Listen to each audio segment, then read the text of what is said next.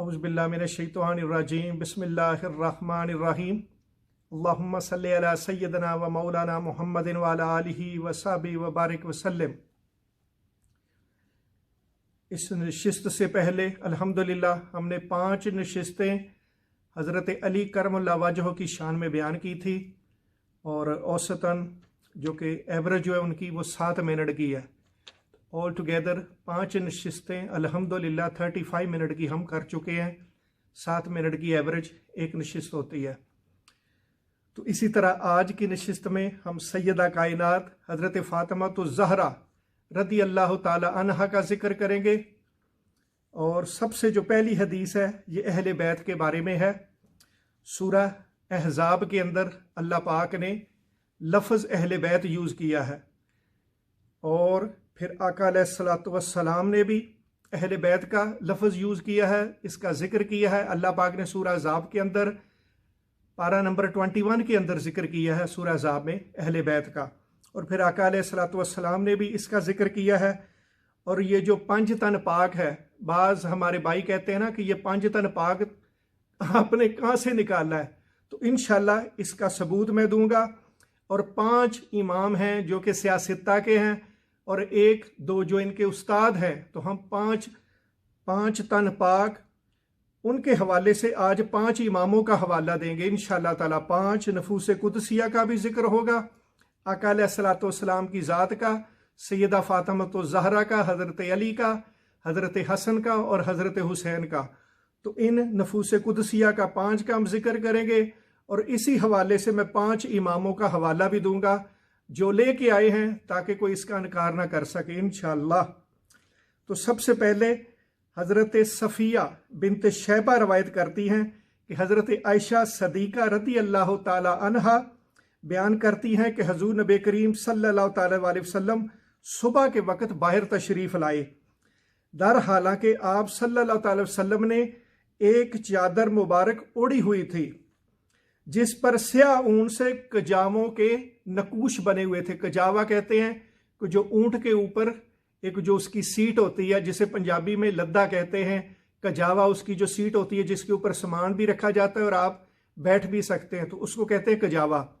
तो आका अलैहिस्सलातु वस्सलाम ने ऐसी चादर ज़ेब तन की हुई थी कि उसके ऊपर कजावों के वो नक्श बने हुए थे, वो स्याह ऊन यानी ब्लैक ऊन की वूल की बनी हुई थी। तो आका तशरीफ फरमा थे।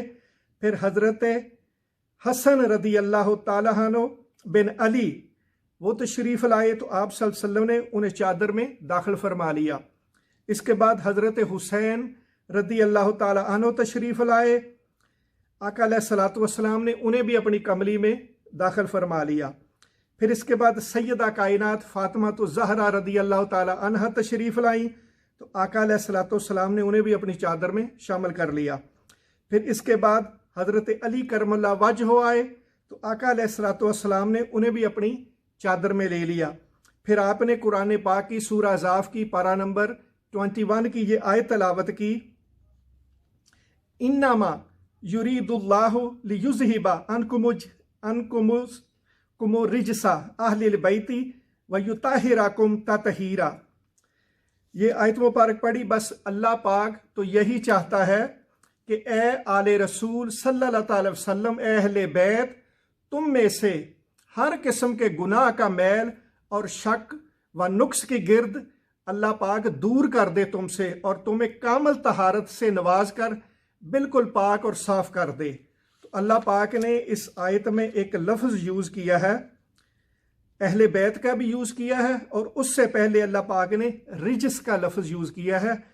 और इल्म तफसीर के अंदर रिजस का मतलब है कि जो शैतानी काम होते हैं उसका रास्ता होता है।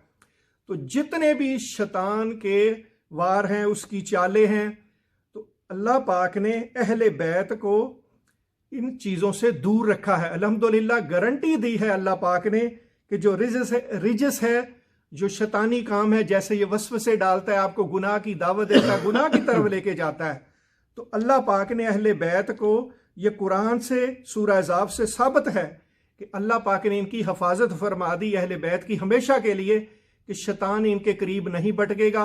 वो किसी किस्म की भी जो चाल है, उसका वार है, वो अहले बैत पे नहीं चलेगा। अल्हम्दुलिल्लाह ये गारंटी दी अल्लाह पाक ने।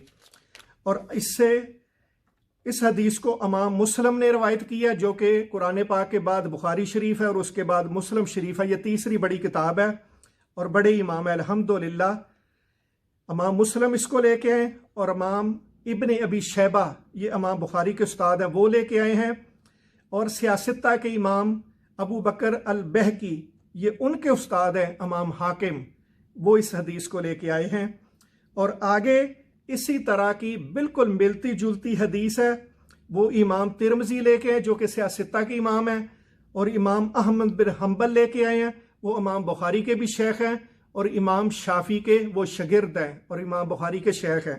तो अल्हम्दुलिल्लाह ये 5 इमाम हैं, इमाम मुस्लिम, इब्ने शैबा, इमाम तिरमिज़ी, इमाम अहमद बिन हम्बल और इमाम हाकम। तो ये 5 इमाम हैं जो कि 5 तन पाक की हदीस लेके आए। और अब मैं सेम हदीस है जो आपको जो हिस्सा सुना चुका हूँ, तो अब जो आगे इसमें आका अलैहिस्सलातु वस्सलाम के लफ्ज़ हैं। पहले मैंने आपको अल्लाह पाक के सुनाए थे कुरान से, अब अल्लाह के नबी की हदीस से आपको सुना देता हूँ। आका अलैहिस्सलातु वस्सलाम ने इसी तरह चादर में ये 4 नफूस कुदसिया को लिया और आका अलैहिस्सलातु वस्सलाम ने फरमाया, इलाही या अल्लाह, ये मेरे अहले बैत हैं, इनसे हर तरह की नजासत दूर कर और उन्हें खूब पाक व साफ कर दे।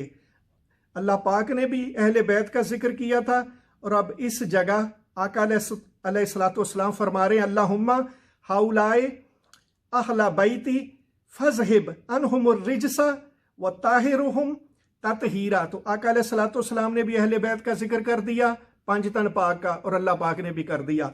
और ये 5 इमामों का मैंने आपको ये हवाला दे दिया, तो इससे 5 तन पाक अल्हम्दुलिल्लाह साबित है। तो आज की नशिस्त हम ज़्यादा लंबी नहीं करना चाहते, यहीं ख़त्म करते हैं। अल्लाह पाक आपको खुश रखे, आप हमारे लिए दुआ करें, हम आपके लिए दुआ करते हैं कि अल्लाह पाक हमें अमल की तौफीक दे। अल्लाहुम्मा सल्ली अला सय्यदना व मौलाना मुहम्मदिन व अला आलिहि व सहबिहि व बारिक वसल्लिम। अस्सलामु अलैकुम व रहमतुल्लाहि व बरकातुहू। जज़ाकल्लाह।